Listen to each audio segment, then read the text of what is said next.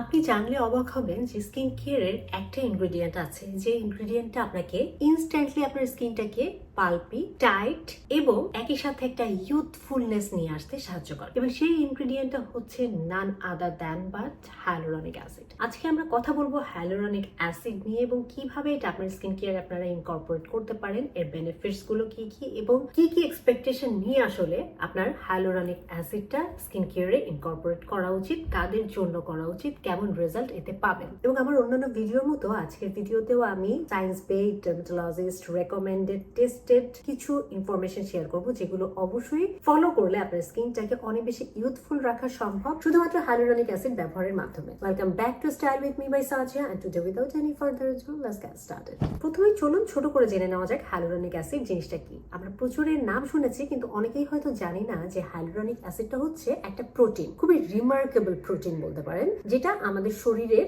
Connective টিস্যুর ভিতরে থাকে এবং এক ফোঁটা হ্যালুরনিক অ্যাসিড এর 1000 গুণ বেশি পানিকে রিটেইন করে রাখতে পারে। চিন্তা করেন একটা স্পঞ্জের কথা, যেটা যখন পানি শূন্য অবস্থায় থাকে, শুকনো থাকে, তখন কিন্তু ছোট থাকে। একটা স্পঞ্জ যখন আপনি পানি দিয়ে ভিজাবেন, এটা সাথে সাথে কিন্তু আস্তে আস্তে বড় হতে শুরু করে, সফট হতে শুরু করে এবং জিনিসটার আয়তন বেড়ে যায়। ঠিক তেমনি আমাদের স্কিনের যখন পানির পরিমাণটা বেশি থাকবে, ধরে থাকবে ওই স্পঞ্জের মতো, তখন আমাদের স্কিনটা কি হবে? স্বভাবতই পাল্পি হবে, সফট হবে, স্মুথ হবে এবং একই সাথে এটা একটা বাউন্সি একটা ভাব থাকবে এবং আমাদের ত্বকের ভলিউম অ্যান্ড ইলাস্টিসিটি এই দুইটার উপরেই কাজ করে হ্যালুরনিক অ্যাসিড। সবসময় হ্যালুরনিক অ্যাসিডের কথা চিন্তা করলে একটা স্পঞ্জের কথা চিন্তা করবেন। স্পঞ্জ পানিকে ধরে রেখে যেমন একেবারে সফট, স্মুথ এবং পাল্পি হয়ে ওঠে, আমাদের ত্বকও পানি যখন ধরে রাখার ক্ষমতা বাড়ে তখন আমাদের ত্বকটাও ওইভাবে স্পঞ্জের মতোই একদম সফট, পাল্পি হয়ে যায় এবং আমাদের ত্বকে যত পানি থাকে ত্বকের কুচকানো ভাবটা কমে যায়। As a result wrinkles, fine lines গুলো স্মুথ আউট হয় এবং এটা পরীক্ষিত সত্য, বিজ্ঞান দ্বারা প্রমাণিত। হ্যালুরনিক অ্যাসিডের মতো এত ওয়াটার রিটেনশন ক্ষমতা অন্য কোনো স্কিন কেয়ার ইনগ্রেডিয়েন্টের কিন্তু নাই। এবার চলুন জেনে নেওয়া যাক হ্যালুরনিক অ্যাসিডের বেনিফিটস গুলো নিয়ে। প্রথমত, এটা যেহেতু ওয়াটার রিটেইন করে, পানিকে ধরে রাখে, স্বভাবত এটা দেওয়ার সাথে সাথে স্কিনটা পাল্পি লাগে। বাট হ্যালুরনিক অ্যাসিডের মলিকিউল গুলো বেশ বড় হওয়ার দরুন এটা কিন্তু ত্বকের একদম ভেতরের লেয়ার পর্যন্ত পৌঁছাতে পারে না। এটা ত্বকের উপরে পানিকে ধরে রাখে এবং ইনস্ট্যান্ট ত্বকে একটা পাল্পিনেস নিয়ে আসে। বাট এটা কিন্তু যতক্ষণ আপনার স্কিনে প্রোডাক্টটা থাকবে ততক্ষণ পর্যন্ত এর ইফেক্টিভনেসটা থাকবে। প্রোডাক্ট ধুয়ে ফেলার পরে কিন্তু আপনার উপরে যেহেতু হ্যালুরনিক অ্যাসিডের কিছু নাই, ও আর পানি ধরে রাখতে পারছে না। তো কন্টিনিউয়াস প্রোডাক্ট ব্যবহারের মাধ্যমে পাল্পিনেসটা ধরে রাখা সম্ভব। বাট কেউ যদি পার্মানেন্ট সলিউশন চান, সেক্ষেত্রে এখন বাজারে বিভিন্ন ধরনের ফিলার মানুষ ব্যবহার করছে। অবশ্যই ডার্মাটোলজিস্টের সাথে কথা বলে, ডক্টরের সাথে কথা বলে, কেউ যদি ওই এক্সট্রিম ইনজেকশনের ভিতর থেকে যেতে চান, যেতে পারেন। ওই পদ্ধতিতেও হ্যালুরনিক অ্যাসিড আমাদের শরীরে প্রবেশ করানো হয় এবং ফিলারের রেজাল্টটা মোটামুটি 4 থেকে 6 মাস পর্যন্ত স্টে করে, তারপর আস্তে আস্তে ওই ফিলারটা সরে যেতে থাকে। 2 নাম্বার পয়েন্ট হচ্ছে আমাদের ত্বক এবং ঠোঁটকে পাল্পি করা। অনেকেই বলেন যে আমাদের ঠোঁট কালো হয়ে যাচ্ছে, ঠোঁট সবসময় শুকনো লাগে। এর একটা অন্যতম কারণ হচ্ছে আপনার ঠোঁটে হয়তো যথাযথ ময়েশ্চারাইজার আপনি প্রোভাইড করছেন না। পানি যখন শুকায় যায় তখন তো ঠোঁটটা শুকিয়ে যায়, ফেটে যায়, বিভিন্ন ধরনের সমস্যা তৈরি হয়। তো আপনি যখন ত্বকে হ্যালুরনিক অ্যাসিড ব্যবহার করছেন, আপনি ঠোঁটেও সেই সিরাম বা ক্রিম অ্যাপ্লাই করতে পারেন, কিন্তু খেয়াল করবেন মুখের ভিতরে না যায়। এইভাবে সাবধানতার সাথে ত্বকে এবং ঠোঁটে কিন্তু হ্যালুরনিক অ্যাসিড ব্যবহারে বেশ ভালো বেনিফিটস মানুষ পেয়ে থাকে। নাম্বার 3 হচ্ছে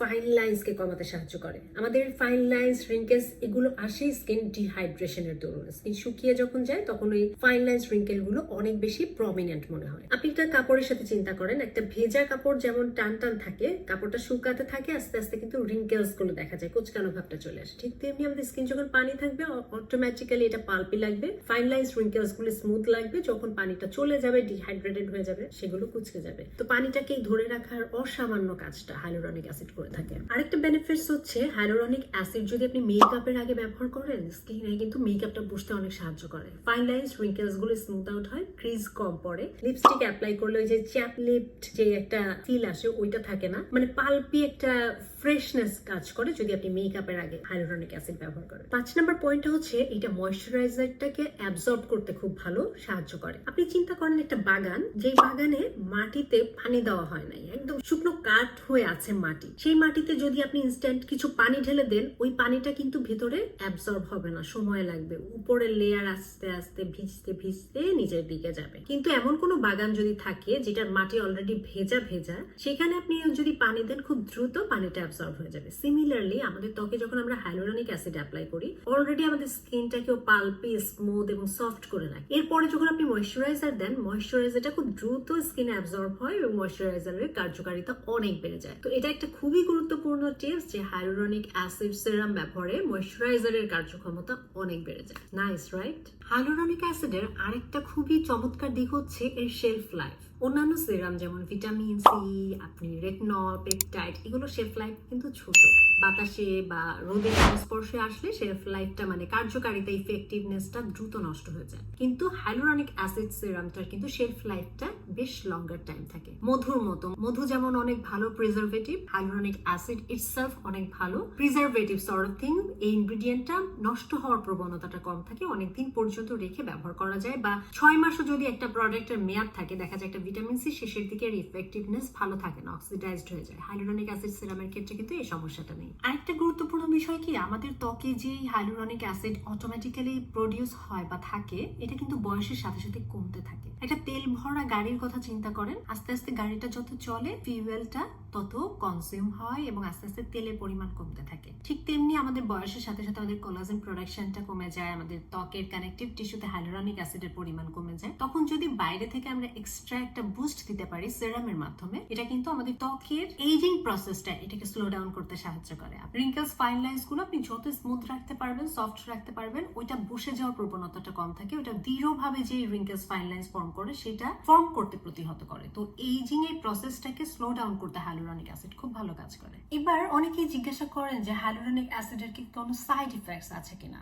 নর্মালি জেনারেলি যদি বলতে হয়, তেমন কোনো সাইড এফেক্টস হাইলুরনিক অ্যাসিডের নাই, সবার স্কিনেই স্যুট করে। কারণ এটার আসলে মেইন কাজই পানিকে ধরে রাখে, এবং পানিকে ধরে রাখতে পারলে কার স্কিনে না ভালো হবে বলেন? এটা কোনো অ্যাগ্রেসিভ ইনগ্রেডিয়েন্ট না, এটার কাজই হচ্ছে হিলিং। পানি দিয়ে আপনার ত্বককে ঠান্ডা করবে। কোথাও কেটে গেল, সেই জায়গাটা যেমন ব্যান্ডেজ করে আপনি বাইরের ক্ষতিকারক জিনিসপত্র থেকে ত্বকটাকে রক্ষা করেন, হাইলুরনিক অ্যাসিডও সেরকম। এবং এটার সব থেকে চমৎকার দিক হচ্ছে এটা আপনি বিভিন্ন প্রোডাক্টের সাথে পেয়ার আপ করতে পারবেন, এনিথিং এন্ড এভরিথিং। আপনি যে কোনো প্রোডাক্টের আগে হাইলুরনিক অ্যাসিড ব্যবহার করতে পারবেন, এটা কোনো ক্লাশ করবে না। আপনি এইচে বলেন, বিএইচে বলেন, নায়াসিনামাইড, আরবুটিন, রেটনল, পেপটাইড, সবকিছুর সাথে হাইলুরনিক অ্যাসিড পেয়ার আপ করা যায় এবং এটা খুব দারুণ কাজ করে। এবং আমি বলবো যাদের স্কিন খুব বেশি ড্যামেজ, অ্যাকনি প্রোন স্কিন, অথবা যারা রেটনল ব্যবহার করছেন, কোনো স্ট্রং ইনগ্রেডিয়েন্ট ব্যবহার করছেন, ত্বকে ড্রাইনেস আসতে শুরু করেছে, তারা সবাই হাইলুরনিক অ্যাসিড ব্যবহার করতে পারেন। 20 বছর 22 বছরের পর থেকে যে কোনো মানুষ সকাল, বিকাল, রাত যে কোনো স্কিন কেয়ার রুটিনে অ্যাপ্লাই করতে পারবেন, এবং এটার বেনিফিটস ছাড়া আসলে নেগেটিভ সাইড ইফেক্টস নাই বললেই চলে। আমাদের যার যেমনই স্কিন টাইপ হোক না কেন, স্কিন কনসার্ন হোক না কেন, সবারই একটা মূল টার্গেট থাকে স্কিন কেয়ারের, যে আমার বয়স অনুযায়ী আমাকে যেন বেশি বয়স্ক মনে না হয়, প্রিম্যাচিওর এজিং আমরা যেটাকে বলি। এবং এজিং এর যে সিমটম বা সাইন আমরা জানি যে খুব ডিহাইড্রেটেড হয়ে যায় skin, fine lines, wrinkles form করতে শুরু করে, কিছু সানস্পট, ডার্ক স্পট আসতে শুরু করে, স্কিনটা খুব ডাল মনে হয়, এই সবগুলোই আসলে কোনো না কোনো ভাবে হাইলুরনিক অ্যাসিড কিন্তু প্রতিহত করতে সাহায্য করে। স্কিনটাকে খুব বেশি পাল্পি রাখে, হেলদি রাখে এবং পানিটাকে ধরে রাখে। এর সব থেকে বেস্ট যে সাইড গুলো আমার কাছে মনে হয়, প্রথমত এটা যে কোনো স্কিন টাইপ, যে কোনো স্কিন কনসার্নের মানুষ ব্যবহার করতে পারে। দ্বিতীয়ত হচ্ছে এটা যে কোনো প্রোডাক্টের সাথে পেয়ার আপ করা যায়। তৃতীয়ত হচ্ছে এটা আপনি সকাল, রাত যে কোনো সময় ব্যবহার করতে পারেন। চতুর্থত হচ্ছে এটা ইনস্ট্যান্টলি স্কিনকে পাল্পি করে। এবং পঞ্চম হচ্ছে এটা স্কিনে যে পরিমাণ ওয়াটার রিটেইন করে, এটা যে কোনো পরবর্তী প্রোডাক্ট অ্যাবজর্পশনের জন্য খুব দারুণ কাজ করে। তাই এই এত